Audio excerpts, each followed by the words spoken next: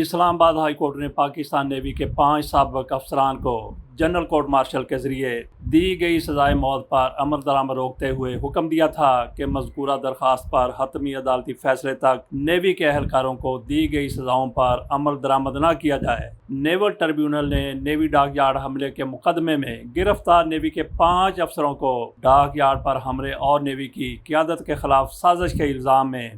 مجرم ثابت ہونے پر 2016 میں موت کی سزا سنائی تھی۔ ان افسران میں لیفٹیننٹ محمد حماد، لیفٹیننٹ ارسلان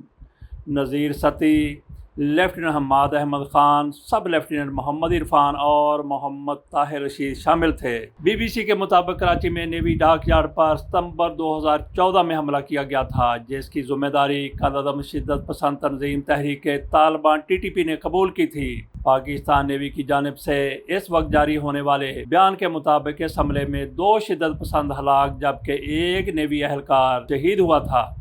پاکستان نیوی کے مطابق اس حملے کے بعد 4 حملہ آوروں کو گرفتار بھی کر لیا گیا تھا۔ اس وقت کے پاکستان کے وفاقی وزیر دفاع خواجہ محمد آصف نے بعد میں بیان دیا تھا کہ کراچی میں نیوی ڈاک یارڈ پر ہونے والے حملے میں نیوی کے اہلکار بھی شامل ہیں، جن سے تحقیقات شروع کر دی گئی ہیں اور بالآخر ان کو فوجی کورٹ کی طرف سے سزائے موت سنا دی گئی۔ 2016 میں جنرل کورٹ مارشل کی جانب سے موت کی سزا سنائے جانے کے بعد اس فیصلے کو لاہور ہائی کورٹ کے راولپنڈی بینچ میں چیلنج کیا گیا تھا، تاہم اس وقت لاہور ہائی کورٹ کے جج جسٹس مظاہر علی اکبر نقوی، جو بعد میں سپریم کورٹ کے جج بنے اور ایک ریفرنس کی بنیاد پر برطرف کر دیے گئے تھے،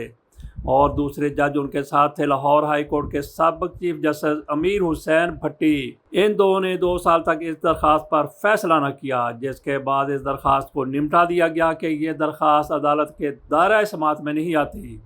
اسلام آباد ہائی کورٹ میں کیا ہوا؟ ملاحظہ کیجئے، گزشتہ دنوں اسلام آباد ہائی کورٹ کے جج جسٹس بابر ستار نے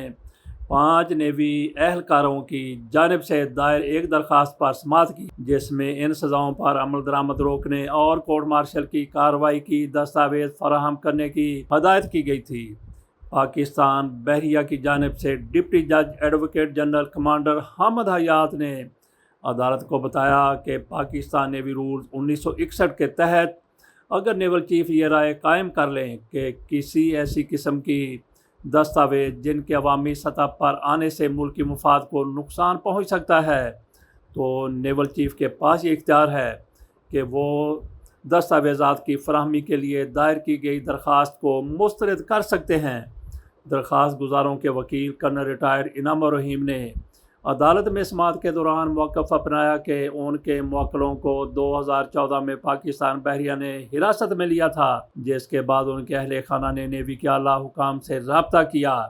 ان کے مطابق 2016 میں ان افسران کے اہل خانہ سے ملاقات کروائی گئی۔ درخواست گزاروں کے وکیل کا کہنا تھا کہ گرفتاری سے قبل موکلین ہی NS ذوالفقار پر تعینات تھے، اور جب انہیں بغاوت کے الزام میں گرفتار کیا گیا تو اس وقت ان کی مدت ملازمت کو 2 سے 3 سال ہوئے تھے۔ گویا یہ نئے لڑکے تھے اور یہ TTP کے ہتھے پہلے چڑھے ہوئے تھے یا بعد میں چڑھے جب یہ بھرتی ہو کے وہاں پہ تعینات ہوئے تھے۔ بہرحال ان کی سزائے موت کے حوالے سے اسلام آباد ہائی کورٹ کیا فیصلہ کرتی ہے، اس کو